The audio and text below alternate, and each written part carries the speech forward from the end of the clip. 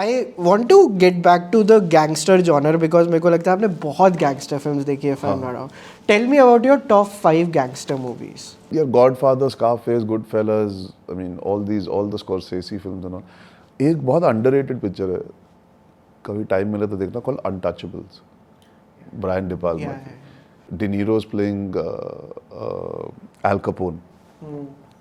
You have Sean Connery, Kevin Costner, Andy Garcia, Robert De Niro in one film. Wow. And it's in Chicago at the time of Al Capone. Al Capone in his power. Al Capone is principally the biggest gangster that ever was in America in that sense because probation के time पे alcohol बनाता था. Police उसके जेब में थी. A squad of officers who were honest came together to try and catch him. Giorgio Armani did the entire styling of that film. Oh. Sean Connery plays an honest cop जिसको कभी तरक्की नहीं मिली क्योंकि वो बहुत honest था, वो कभी घूस नहीं लिया उसने. Andy Garcia is very young in that film. He is very good in the film. There are a couple of like there's a scene where there's a तूने तेजाब देखी है? तेजाब देखी. तो तेजाब में वो प्रैम गिर रहा है और अनिल चाचू भाग रहे हैं ना, वो एक्चुअली कॉपी किया अनटचेबल से वो scene. There's a full shootout inside a metro station जहाँ पे वो ये पूरा shootout हो रहा है और ये एक तो Untouchables is a great gangster film, great performances. De Niro is in that full get-up of Al Capone. बाला वो आधे मुंह जैसे होता है ना रिसीडिंग हेयरलाइन के साथ. गैंगस्टर्स में यार तू बता तेरी कौन सी टॉप 3? देखो गॉडफादर और गुडफेलस और Scarface. Gangs of New York. Like Casino is for me making wise and telling wise is one of the best gangster films as in the rise and fall. मेरे को तेरे को गैंग्स ऑफ न्यूयॉर्क पसंद? Gangs of New York थोड़ी पसंद flawed है. Picture है ना. मेरे को तो नहीं लगी थी लाइक किस सेंस में. मतलब मियांडर करती, काफी फैली हुई पिक्चर थी. अच्छा. मुझे ऐसा लगा. परफॉर्मेंसेस अच्छे थे. उसका trailer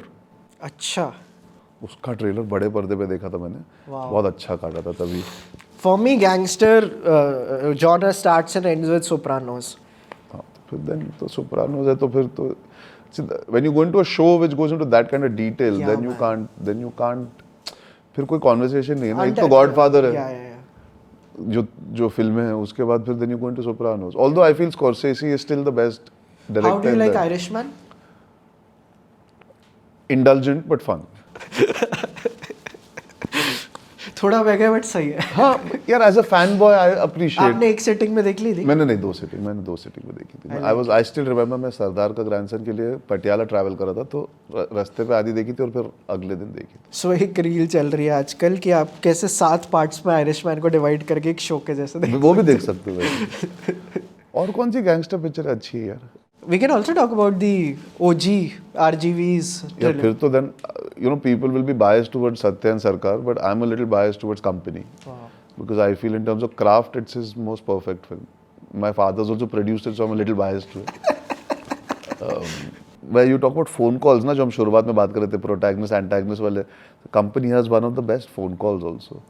Where Ajay Devgan is just smoking a cigarette and listening and Vivek says आज से तू और ये तेरी कंपनी खलास. अब तक जो खून इस कंपनी को बनाने में लगा ना, वही खून इस कंपनी को बर्बाद करने में लगेगा.